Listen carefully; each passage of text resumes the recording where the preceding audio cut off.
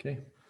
Good evening, everyone. We're so excited to host another grief series tonight, and especially because we have Josh's sister, my sister-in-law, Audrey Anderson, here with us. And she has always been such an example to me of strength and moving forward through trial. And she always does it in a quiet manner, but it's it's just been such a strength to me as I've gone through my own trials. Galaxy S10e. And so really excited to hear her story and all the details that I probably don't know. And we'll turn the time over to you to introduce her. Well, I'd just say Audrey and I both lost our oldest brother in a car accident when we were teenagers. I was 15 and Audrey, you were what, 13, Audrey? And something that we as a family just had to experience, and it was something that was really hard for all of us. But in life, Audrey lost one of her children, and she was the first out of our family to lose a child. And to be honest with you, I have no idea what that felt like at that time, because I know we were out in Virginia, and we just, I don't know, we probably didn't respond with as much love and as compassion as I probably would now. And Audrey's borne that trial and borne that grief through a period of time, and we're happy to have her share that with us. She is a lively and wonderful sister. I can always count her to be thoughtful and kind. She's so patient with others. She's probably the queen of patience, even though she might feel like she's not. I know that she loves to spend as much time as she can with her children and her family, but she also does love to get outside and hike and be outdoors and enjoy nature. I think she, like me, it's kind of a holy place to be out in nature and to kind of just contemplate and think. As a family, and we played a lot of board games, and I know Audrey loves to play games with her family as well. One of the things that she's been able to do in the last couple of years, it's been pretty awesome, is she started working at a construction supply company, whereas she was a stay-at-home mom before, but some circumstances in life have changed, and that she was kind of forced out of the home to do that. And I know she was a little timid, but it's been amazing to see that at every opportunity they've been promoting her and they've been giving her more responsibility because of the capable woman that she is. And currently she's a supervisor now at the store after just a couple of years working there. And I know that they love her there. So we're so honored to have Audrey come on as an individual, as family, and more importantly, somebody who's shared this journey that many of us have unfortunately shared with. It's losing a lost one, losing a child. And I'm excited to hear tonight about the things that she can share about her story and about how service on either the front or the back end of her experience has blessed her life tonight. So Audrey, we'll turn it over to you. Thank you so much for joining us tonight. Okay. Well, thank you. Stacy asked me to do this a little while ago, and I've been thinking about it, and it just has been a little scary. But just starting out, saying I am a survivor, and I'm a survivor because I find the miracles in being able to look back at my trials, and I can move forward still. So my story that I'm going to share with you tonight is my experience of having a premature child at 26 weeks and having her survive for 3 weeks and her losing her after 3 weeks. So that's the story I'm going to be sharing with you tonight. Just starting from the beginning, I had experienced a miscarriage several years before this pregnancy, and when I started into this pregnancy, I had similar moments that were scary, and I had different bleeding and different things that way that I thought I had lost another child already in the beginning of this pregnancy, and came to find out that things were okay, but it just kind of was a very difficult pregnancy as far as that goes. It was a lot of ups and downs. There was moments where I just I never knew when I was going to be in a safe zone. I felt like I was kind of always tiptoeing through that pregnancy. Everything just wasn't quite right. But I had a lot of moments where I would be down, and I had a lot of time to be kind of alone. My kids were little and busy, but I had I was kind of like Josh had said, I was at home and taking care of my kids, whatever. But there was moments there when I just always kept praying and trying to figure out what was going on and how was everything going. But I kept having these thoughts come to my mind of everything was going to be okay, and it always came to me that it wasn't maybe going to be what my okay was, but the pregnancy kept going, and I ended up one point in time I ended up in the emergency room. I had passed out and ended up there, and again thought that I'd lost my baby, and again she was doing good, and they had her heartbeat, and went home to be on bed rest for a little while, which was a whole new ball game for me. I don't like really sitting still. I like to be moving and doing, and like I said, I had all the little kids, and that's busy. So which was a hard thing too, that was hard for my kids to see me go out, and yeah. So the pregnancy kept going, and kind of like that, still a little bit of a roller coaster back and forth with different things where I would feel that something was not right, and then everything would be okay again, and I would still get that same feeling come to me that everything's going to be okay, but it's not going to be maybe what your okay is. And I would always my pregnancies, my measurements were always small, and it was always kind of like a shock or a worry, but to me it was normal. And so when I went in for my ultrasound, my 20-week ultrasound, things were small, but smaller, and I was a little bit nervous, and I was a little bit in question of, again, I just felt like something was just not quite right. But you just keep being positive and being hopeful that it's just, the mom's worry or the mom's paranoia or whatever. But so we just kept moving on, and we got to let's see, 24 weeks or something. I went in for another ultrasound because they were doing just watching me closer and doing different tests that way. So I went in for another ultrasound, and that one, there was a technician that was doing my ultrasound, and she asked me, have you ever had your water break? And I said, no, I don't know what that, what would that be like? And she just said, it would be like you're peeing all the time. And I was like, oh, all right, whatever.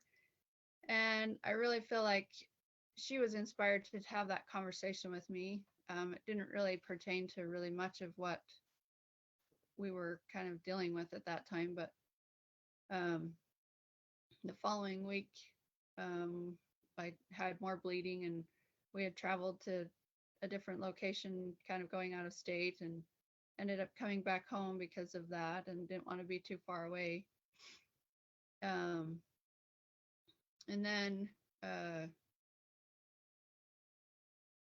And then I had one night, and my husband at the time was working graveyards, and so he got home, and I hadn't slept all night. I was kind of rolling around, whatever, just wasn't sleeping, and just didn't, things were just not right with me, just felt different. And so he got home a little bit late that morning, and I wanted him to be able to get some sleep, so I just kind of, I tried to get a hold of the labor and delivery, but I knew ultimately if I got a hold of them, I would just be, they'd just tell me to come in. So I just kind of kept going through the day, waiting for him to be able to get some sleep. And then I waited as long as I could. And anyways, the things my body was experiencing were different than anything I had experienced through the pregnancy at that point in time. And that thought just came to me of what that technician had told me. And it kind of went right into play with what I was experiencing. It wasn't that my water broke, but it was just different. And so when he got up, we went over to the labor delivery, and they look at me and they question what the heck I'm even doing there, because I don't look pregnant most of the time. And then even then she was small and I was only 26 weeks. So I really didn't look like I should even be there. And they're wondering what I'm doing. So kind of give them the rundown of how my pregnancy has been going and what I'm doing. And so they take me in and get me hooked up to the monitors, and they asked me, different questions about what I've been experiencing. And I remember laying there, and the girl, she asked me, or the nurse, she asked me, are you in pain right now? And I said no, and she's like, well, you're having contractions right now, and you're about 70% effaced, and the baby's in a good spot and everything like that. And so I was just kind of floored at that point. It's like, oh my gosh, like I'm not ready to have a baby right now, and knowing how early that was. And anyway, so we go through, and they start getting the doctors on the having on them online, and checking out all the monitors and watching the baby, and she looked good. And then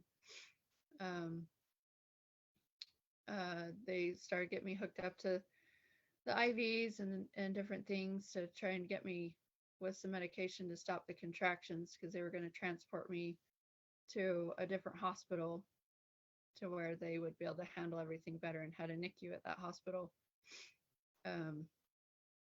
So as they're doing this, the heart rate starts to change on my baby, and on Afton, and then they start changing plans, and they start giving me oxygen, and they get the blood pressure thing on your finger, and then they gave me some different medication to help with the contractions again, so that when we could transport, I would be able to transport safely. And I didn't, so my arm starts burning, my tongue starts getting fat, I start getting hot, I need to use the bathroom so bad. Came to find out later that the medication makes you feel like you have to pee like a crazy. So I started kind of freaking out inside, because everything that was going on, and I was almost wanting to rip everything off, and then the baby, then Afton started having more complications. Her heart rate started going different all over again, and so then after they had brought in the ambulance crew, they changed plans, and they're like, nope, you're not going anywhere. We're going to get you here. We're going to do an emergency C-section. So they start taking me off of things, changing the medications, and next thing I know, I'm running down the hall with people throwing on gowns and caps, and oh, sorry, let me go back a little bit. But before we got all the doctors and things there. I have we have family close, and I was able to get a blessing from my brother-in-law and from my spouse at the time, and that was a huge thing for me. Those are always great. So I felt more at peace after that. And anyways, so going down to the emergency room, running into this huge, bright room, cold room, and it was shift change, so there was at least 20 people in the emergency room or in the operation room. And I just remember just feeling like there I turned into the rag doll and thrown here to this bed and flopped over for this and that, and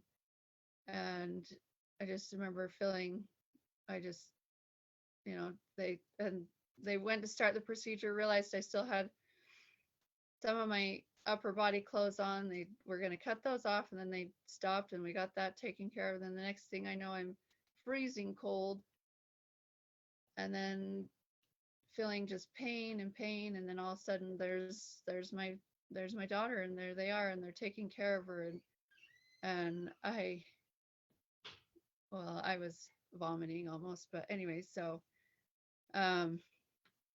just a huge, just everything all at once within a matter of literally probably 10 minutes, 5 minutes, something like that. It was just crazy. And then all of a sudden she's there, and they've taken care of her, and I got to hold her for a little bit before they put her in her isolate, and then got to send her off to the other hospital. And so at that point they got me back into my room, and I immediately had family there supporting me, and had family go with my spouse there down to the other hospital so that she would have somebody there with her as well, and to give her a blessing and to give him a blessing, and just that support was just so healing and so helpful to not be left alone. And my little girl Afton, she did so good. She was just miracles. She was young enough that I believe it's the valve in the heart, normally will close off by itself in the womb at a certain point in time, anyways, it helps with the lungs, but when they're that early, the hole doesn't heal, and they usually have to do surgery and different things to close that off, and they were going to decide on what to do with that, and hers healed. It closed off by itself, and she avoided that surgery, and she was off the ventilator and on the CPAP, and she was just so well. She did so good, and I was so hopeful, and there was just everything was doing so good, and I was recovering well, and then we got a phone call from the doctors one morning, and they said she had had a rough morning, and they had to resuscitate her, and but she was doing good, and she was back to normal color, and she was being able to breathe on her own again, and then a little while, but they said, you should probably come down sometime, and we would like you to be with her because she probably needs you there. So we were planning to go down, and before we could get down, they called again and said she's not doing very well. We are working with her. We've been working with her for about an hour, and she's not able to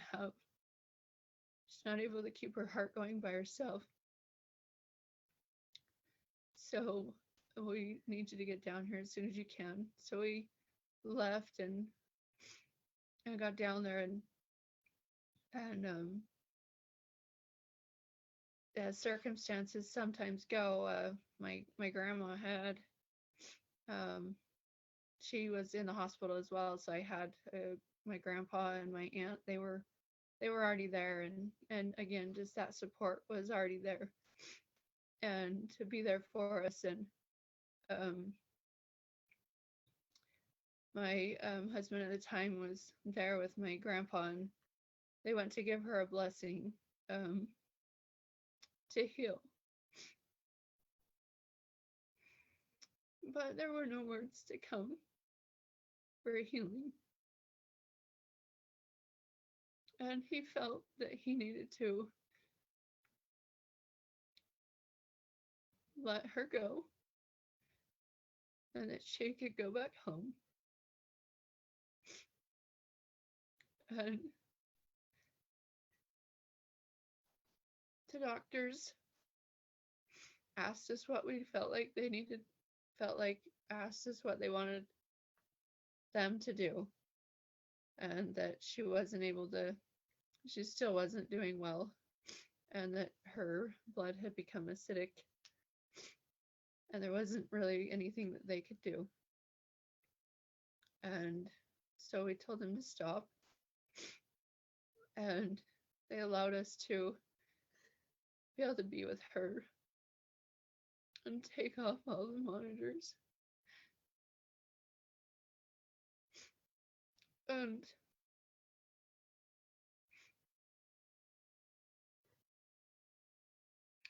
my husband at the time let me hold her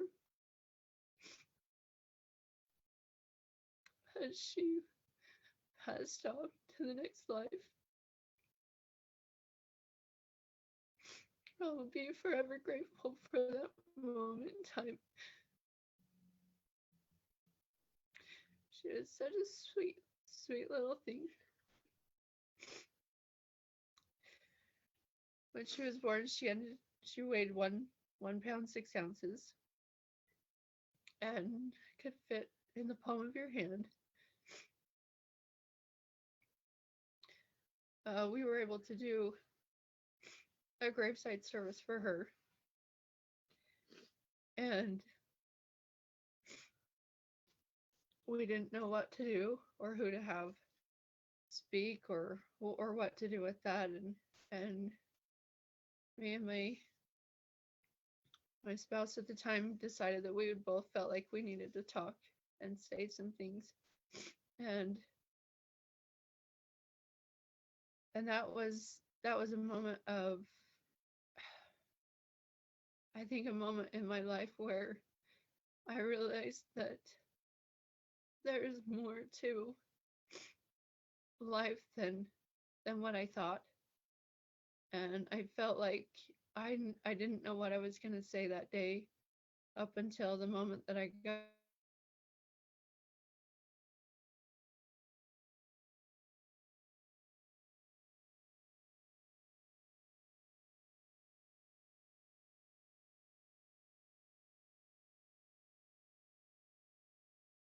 life was for a purpose, that her life was for a meaning, and that I needed to continue on with that, and sharing a testimony of our Savior Jesus Christ, that there is more to life than just what we see here.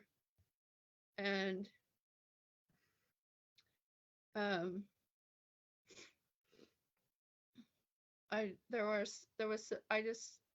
so my topic is kind of seeing the miracles, looking back. And one of those miracles that I mentioned at the beginning was that our Heavenly Father prepared me. He prepared me for that ending. And every time it was, everything will be okay, but it's not going to be like you're okay. And I know that He helped me have a mental state to be aware that it wasn't going to be what I thought. And early on I had felt that that was going to be my last pregnancy, and that was really hard when I lost her, because that was that's not what I wanted. That's not what I thought was going to be my last pregnancy. I didn't get that last child. I was anyways, it was just difficult to accept that. And another moment in time was the miracles looking back was that I had to be alone at nights, or I would have been alone at nights because of the graveyard shift, and I had people spending the night with me just to make sure that in case something happened, friends and family would just come and be there with me and my kids, and to support us and help us through ways that we just needed that help. And there was another moment where and one of my cousins, they had a stillborn a month before that we lost Afton, or that we had Afton, sorry. And at their graveside, I just had this thought of just, you're gonna be here one day. And it was just another preparation of one of those things that Heavenly Father was just allowing my mind to be able to deal with what was coming, even though I didn't really understand it. And so I'm just so grateful to recognize that those small little miracles that kept popping into my life through that pregnancy and through all of that. And then the day after we had the graveside and everything, we were trying to go to the temple and different things, and kind of find that peace, find that help, find that support from our ward family, and we got a phone call afterwards, and my second son had broken his leg at the neighbor's house, and we were wanting to go out of town and kind of get away and do some different things. And so it was just seemed like it was like one thing after another just kept happening. But again, it was just family just kept coming in, and so I looking back at everything that I have gone through with that, and following after losing Afton, there was just so many moments of just kind of that anger. And I think most people who lose a child or lose family will feel that anger, and just that why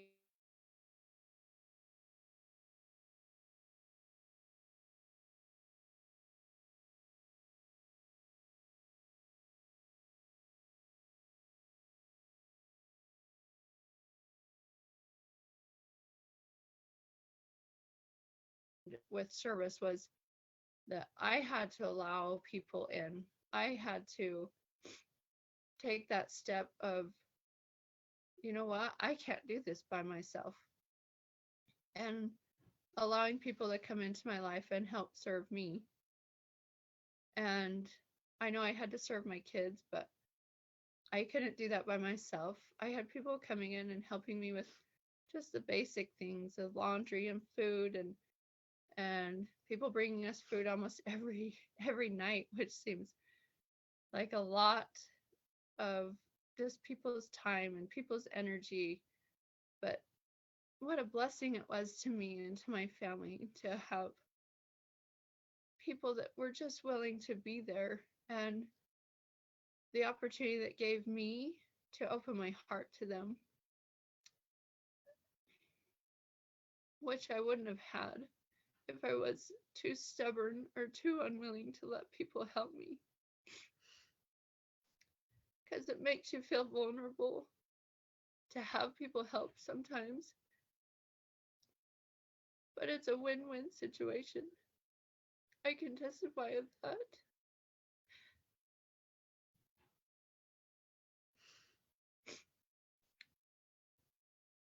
And since then, I've had other family who have experienced similar things where I could sympathize with them. I could have compassion for them so that I could come and serve them, maybe not physically, but emotionally and mentally, that I can help serve in that way. And I think service is hard because we have such a spectrum of, or a ideal of what serving people is. But it really is a lot more than just the physical nature of going and doing something for somebody. And I have felt that so much in my life, but it truly is the only way that I have survived this is from all the friends and family around me who are willing to take time for me. And miracles do happen. They happen every day. If we're willing to just open our eyes and see those small little things, we can keep moving forward. We can keep seeing miracles every day.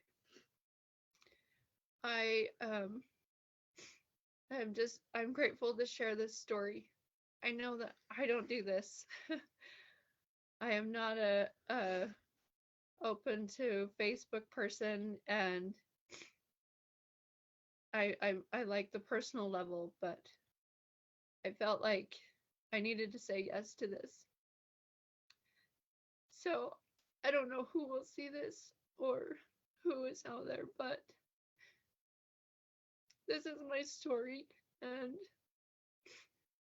I know that there's somebody that will touch. So thanks, Josh and Stacy, for letting me share.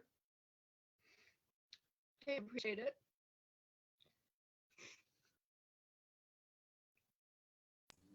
Oh, thank you so much, Audrey. There was a lot in your story that I didn't know, and I was in tears, and I just felt your strength. And I just want to say that when I was going through my loss with Lily, one of the ones that came out for a week, and she was going through something else that was hard too during that time. But for her to be there for me meant the world to me and helped me so much to heal. And so I just want to thank you for that and for opening up tonight. You did a beautiful job, and thank you so much. We just wanted to tell everyone about this month's service project. Is a really easy one. We just want you to think of 5 people that you want to say thank you to and write a thank you note to them and send it in the mail or take it to them personally. But that's our challenge this month. So you want people to post anything on survivors about that or experiences that they yeah, we would love you that? to, if you want to share experiences and or pictures or anything, but there'll be a flyer that is up on Survivors Facebook, and you can, as a good reminder, to do that this month, as it is the month of gratitude. And we also wanted to tell everyone that we're just going to be going to 2 times a month of doing the grief series. So the first Sunday and the third Sunday of every month we'll be posting a new grief series. So thanks again, Audrey. Love ya. Thank you so much, Audrey. That's precious. Thank you.